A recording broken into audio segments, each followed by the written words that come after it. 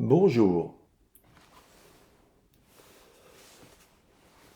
Père saint, Dieu légitime des bons esprits, qui n'a jamais trompé ni menti, ni erré, ni hésité, par peur à venir trouver la mort dans le monde du Dieu étranger, car nous ne sommes pas du monde et le monde n'est pas de nous, donne-nous de connaître ce que tu connais et d'aimer ce que tu aimes. Amen. Aujourd'hui, je voudrais faire un commentaire d'une parabole que j'ai intitulée « De la chute au salut ». Nous allons étudier ici la parabole du fils prodigue qui est essentielle au catharisme, d'autant qu'elle comporte des éléments peu, mal ou pas compris. Elle ne figure dans aucun autre évangile canonique que celui de Luc et est précédée de deux autres textes, la brebis et la drachme perdue, qui mettent en avant les efforts déployés par celui qui a perdu une part même infime de son bien initial pour le retrouver. Ce troisième texte du chapitre 15 est infiniment plus important car il ne montre pas le problème que du point de vue de celui ou celle qui est présenté comme le propriétaire du bien perdu, mais aussi du point de vue de ce qui est perdu et de ce qui n'est pas perdu et qui voit l'importance donnée à la récupération du bien perdu. En fait, pour peu qu'on la lise attentivement, cette parabole nous rappelle notre situation d'esprit saint prisonnier qui aspire au salut. Voyons d'abord la chute. Un homme avait deux fils. Le contexte familial nous rappelle qu'il n'y a que deux états possibles vis-à-vis du père, être en son sein ou en être tombé. Le plus jeune dit à son père, « Mon père, donne-moi la part de fortune qui me revient. » La chute n'est pas évoquée ici sous la forme d'une agression violente du démiurge contre l'esprit unique, comme c'est le cas dans l'Apocalypse de Jean. Certains esprits ont cru être en droit de demander leur liberté pour en faire ce que bon leur en semblerait. Et le Père ne s'y oppose pas, car sa bienveillance ne saurait frustrer qui que ce soit, même s'il sait qu'il s'agit d'une erreur. Cela nous renvoie à nos interrogations cosmogoniques sur la façon dont la chute s'est produite. Avons-nous été enlevés contre notre gré, ou bien sommes-nous sortis du sein divin de notre plein gré, même s'il faut relativiser le fait que cette présentation des choses très mondaines ne peut pas se superposer à ce qui se passe dans l'empire divin dont nous ne savons rien. Pour autant, ce désir d'individualisation imagé par cette demande de répartition de l'héritage paternel rend compte du détachement qui va rendre la chute possible. En effet, les principes opposés ne se connaissent pas puisqu'ils ont pour cohérence des états totalement différents l'un de l'autre. C'est un peu comme si on nous demandait de comparer une carotte et une démocratie. Que pourrions-nous répondre ? Si demain une entité extraterrestre arrivait sur Terre et qu'elle n'avait aucune forme discernable que nous puissions comparer à ce que nous connaissons, mais que mis en sa présence nous ressentions une irrésistible attirance et que nous ne serions pas capables d'analyser, pourrions-nous lui résister ? Non, du moins pas avant qu'elle n'ait révélé ses intentions et que nous ayons compris qu'elle nous est hostile. Il est donc normal que le Fils soit attiré par cette liberté apparente comme nous l'avons été lors de notre chute originelle en cet enfer. Que se passe-t-il ? Le plus jeune fils a tout rassemblé et il est parti pour un pays lointain. Là, il a dilapidé sa fortune en vivant comme un perdu. Il avait tout dépensé quand il y eut une forte famine dans le pays et il a commencé à manquer. Le départ pour le pays lointain illustre la sortie de la sphère d'influence supposée du principe originel. Comme lui, nous sommes passés en apparence du domaine d'influence du bon principe à celui du mauvais principe. Dans ce nouvel état, c'est-à-dire sous l'influence de notre prison mondaine, nous gaspillons notre état spirituel sous l'influence de la mondanité qui nous leurre dans tous les domaines, et notamment dans celui de ce qui est le moteur principal de l'empire divin, la bienveillance. Dans un premier temps, notre imprégnation mondaine quasi totale nous laisse imaginer que tout doit nous réussir. Ce n'est qu'en prenant de l'âge que nous découvrons les défauts rédhibitoires de ce monde. Mais au lieu de nous éveiller à la vérité, nous sommes alors victimes de ceux qui sont inspirés par un enfermement mondain plus important que le nôtre, qui nous explique que tout cela s'inscrit dans le schéma de Dieu, dénaturant sa parfaite bonté pour en calquer les traits à partir de ceux de notre maligne imperfection. Vient alors le moment où nous avons dépensé la totalité de notre plénitude mondaine, et nous aussi, nous commençons à manquer. Alors, il est allé s'attacher à un citoyen du pays qui l'a envoyé dans ses champs faire paître des cochons. et il convoitait de se remplir le ventre des caroubes que les cochons mangeaient, et personne ne lui en donnait. Quand nous commençons à comprendre la situation où nous sommes d'abord dans un état de tristesse, car nous pensons être victimes d'un coup du sort, et nous regardons les autres, y compris ceux qui hier étaient à nos yeux sans intérêt, comme mieux lotis que nous. Notre première réaction est mondaine, et temporellement ancrée dans le présent. Nous agissons ainsi parce que nous n'imaginons pas encore possible de nous extraire de cette temporalité qui est l'espace d'expression de la matière. Or, notre conception du temps est linéaire dans un monde où n'existe à nos yeux que deux paramètres temporels, aujourd'hui et demain. C'est pour cela que nous sommes si mal à l'aise face à la mort qui est un futur obligé dont nous ne voulons pas. Ce que nous voulons, c'est un demain, pas une fin. Au-delà de la parabole que j'utilise pour vous expliquer mon propos, je vous invite à voir le film Interstellar, qui nous montre la même chose. Dans un monde où la fin de l'humanité est proche, les hommes réagissent de deux façons. Les uns vivent malgré tout dans un nuage de poussière qui leur masque l'inéluctable réalité qu'ils refusent de voir, cherchant à s'adapter à un monde finissant, et quelques autres cherchent une solution dans un demain qui leur permettrait de vivre confortablement et longtemps ailleurs. Cette première étape permet à certains de comprendre l'absurdité du monde qui nous était présenté comme meilleur et plus prometteur que celui que nous avons quitté. Ceux qui ont atteint ce stade sont prêts pour l'éveil. Revenant à lui, il s'est dit « Combien de salariés de mon père ont du pain de trop, alors que moi, ici, je péris de famine ? Je vais me lever et m'en aller chez mon père et je vais lui dire « Père, j'ai péché contre le ciel et devant toi. » Le stade suivant que nous révèle ce passage est celui où l'on remet les choses dans l'ordre.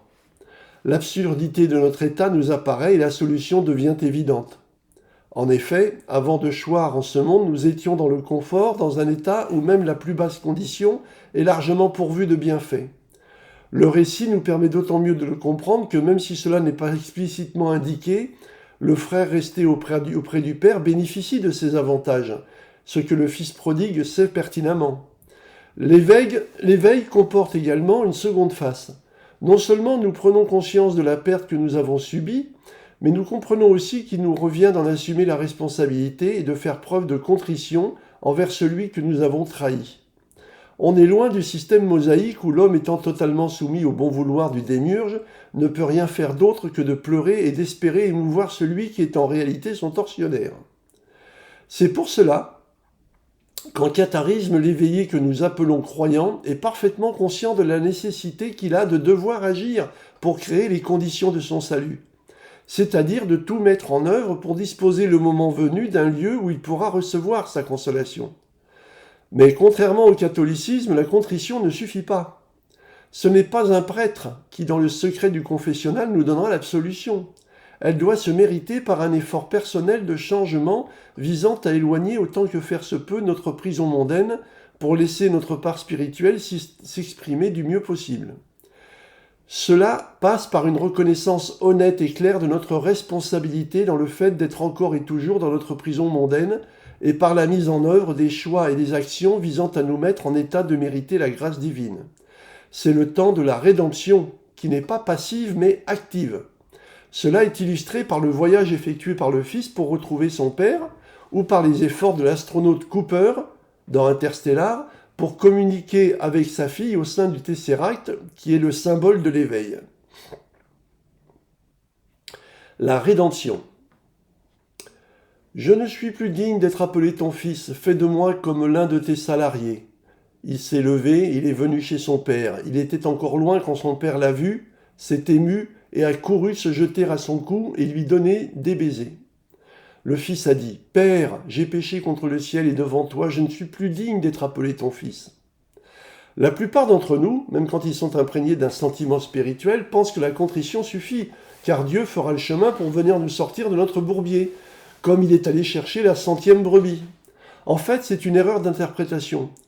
Le chemin que fait Dieu pour nous sauver est de nous montrer l'issue, pas de nous la faire passer, car il ne peut agir dans un système principiel qui lui est étranger. Dans le cas contraire, il n'aurait pas envoyé de messager, mais serait venu nous récupérer lui-même. Pour accéder au salut, nous devons réaliser nous-mêmes le cheminement qui nous mènera aux limites de ce système principiel mauvais, afin d'être accessible à la grâce divine. Mais ce cheminement est difficile car la mondanité exerce sur nous une emprise qui met en péril chacune de nos actions visant à nous en extraire. Comme dans le roman de Barlaam et Josaphat, que j'ai présenté sur le site Catharisme d'aujourd'hui, malgré les dangers qui nous menacent, nous sommes tentés à les oublier pour mieux profiter de ce qui nous fait envie. Le cheminement est pourtant voué à l'échec, car notre imprégnation mondaine nous rend impossible la réussite de l'effort global que demande ce retour à notre état d'origine. C'est pour cela que Dieu nous accorde sa grâce qui est illustrée dans la parabole par le fait que le Père fait la dernière part du chemin pour rejoindre son Fils. Pour nous, la rédemption durera toute notre vie terrestre dès l'instant du réveil. Mais pour beaucoup, cela cessera au moindre faux pas. Cela nous enseigne deux choses. Peu importe depuis combien de temps nous cheminons, car le résultat sera le même si nous atteignons le but, comme l'ouvrier de la 11e heure reçoit le même salaire que celui de la 3e heure, et peu importe le nombre d'étapes et de retours en arrière que nous aurons dû subir, si nous sommes prêts au moment voulu, comme les jeunes filles à la lampe à qui le fiancé ne demande pas si elles sont restées fermes et prêtes depuis le début. Enfin, le salut. Et le père dit à ses esclaves, « Apportez vite le meilleur habit et revêtez-l'en, mettez-lui une bague au doigt et des chaussures aux pieds, et amenez le veau gras, immolez-le et mangeons, faisons la fête, car mon fils que voilà était mort et il revit, il était perdu et il est retrouvé, et ils ont commencé à faire la fête. » L'auteur nous montre ici une vision très mondaine et très idyllique du salut. Pour celui qui a su cheminer valablement au moment de la séparation du corps et de l'esprit saint prisonnier, celui-ci revient au sein de l'esprit unique dont il fut momentanément séparé, et cela constitue en soi le salut. Rien d'apparemment extraordinaire, sauf si l'on réfléchit à ce que représente le fait de retrouver sa raison d'être quand on en a été éloigné par contrainte. Pourtant, il ne m'est pas possible de parler de salut autrement, puisque nul n'est jamais revenu nous le décrire. Seule une réflexion spirituelle et philosophique peut exprimer le sentiment de ce qu'est le salut, et concernant un état dont la principale caractéristique est d'être éternel. Donc, le salut ne peut que restituer un état stable et permanent, un temps perturbé par une action qui n'a jamais pu atteindre son objectif. Mais comme ce salut n'est pas global et instantané, il n'apparaît pas dans sa grandeur aux yeux de tous. Chacun à son tour, quand il aura rempli la condition essentielle de son application, pourra y accéder et participer ainsi à la restauration de la plénitude de l'esprit unique, émanation consubstantielle du principe parfait. Le texte de la parabole présente une particularité qui vient la clore. Cela n'est pas anodin, loin de là, et je tiens à lui donner toute son importance. Son fils aîné était au champ, mais à son arrivée, quand il a approché de la maison, il a entendu la musique et les danses. Il a appelé un des garçons pour lui demander ce que c'était. Celui-ci lui a dit « Ton frère est là et ton père a fait immoler le veau gras parce qu'il l'a retrouvé valide. » Alors il s'est mis en colère. Il ne voulait pas entrer. Son père est sorti l'appeler, mais il a répondu à son père « Voilà tant d'années que je te suis asservi sans jamais passer outre à ton commandement, et tu ne m'as jamais donné un bouc pour faire la fête avec mes amis. Et quand ton fils que voilà vient de dévorer ton bien avec des prostituées, tu lui immoles le veau gras. » Mais il lui a dit « Toi, mon enfant, tu es toujours avec moi, et tout ce qui est à moi est à toi. » Mais il fallait faire la fête et se réjouir car ton frère que voilà était mort et il revit. Il était perdu et il est retrouvé. Ce texte dont la longueur n'est pas anodine est en fait destiné à toucher les esprits mondains de l'époque. Car l'auteur savait parfaitement que les auditeurs étant majoritairement non éveillés, il fallait une morale forte pour leur faire accepter ce qui venait d'être décrit. En effet, aucun des auditeurs n'aurait validé que le retour piteux d'un héritier ayant dilapidé sa part de fortune puisse être fêté et que ce dernier puisse se voir rétabli dans ses droits forcément au détriment des autres qui, eux, ont été les conservateurs de ce qui restait du bien familial. On retrouve ici la même problématique que dans la parabole de la brebis perdue. En effet, quelle est la clairvoyance de ce berger qui abandonne à leur sort la quasi-totalité de son troupeau pour partir à la recherche d'une infime partie de ces derniers qui s'est égarée ? En fait, c'est là que le texte prend toute sa valeur. En effet, comme en géométrie, les schémas qui illustrent une démonstration mathématique sont forcément faux, car il est impossible de représenter physiquement des dimensions comme le point ou le trait que nos outils ne peuvent appréhender. Il est également impossible de représenter le comportement de l'esprit unique, demeuré ferme dans l'empyrée divin. Aussi, l'auteur est-il obligé d'utiliser une imagerie populaire afin de désamorcer les critiques qui n'auraient pas manqué d'apparaître sans cette précision. Mais nous devons rétablir la vérité. Les comportements liés à l'attachement au principe mauvais ne peuvent en aucune manière exister au sein de l'empyrée divin puisque ce dernier est parfait dans le bien. Donc le salut qui nous attend à l'instant où nous serons capables d'y parvenir ne provoquera aucune remise en cause. Nous retrouverons notre place, un temps laissée vacante, sans remous ni trouble, et ainsi c'est l'unicité spirituelle qui grandira par ce retour au bercail. Je vous remercie. Je termine seul par un pater. Père Saint, Dieu légitime des bons esprits. Excusez-moi, je me trompe une fois encore. Père Tout-Puissant, principe des esprits saints, ta volonté agit sur tout le bien. Ton Saint-Esprit nous guide comme il te plaît pour que ta grâce puisse nous être accordée. Donne-nous chaque jour la nourriture que ta parole et ton amour procurent. Remets-nous nos fautes et nos manquements comme pour nos frères nous en faisons autant, et soutiens-nous dans les difficultés afin de nous délivrer du mauvais. Amen. Merci beaucoup et au mois prochain. Au revoir.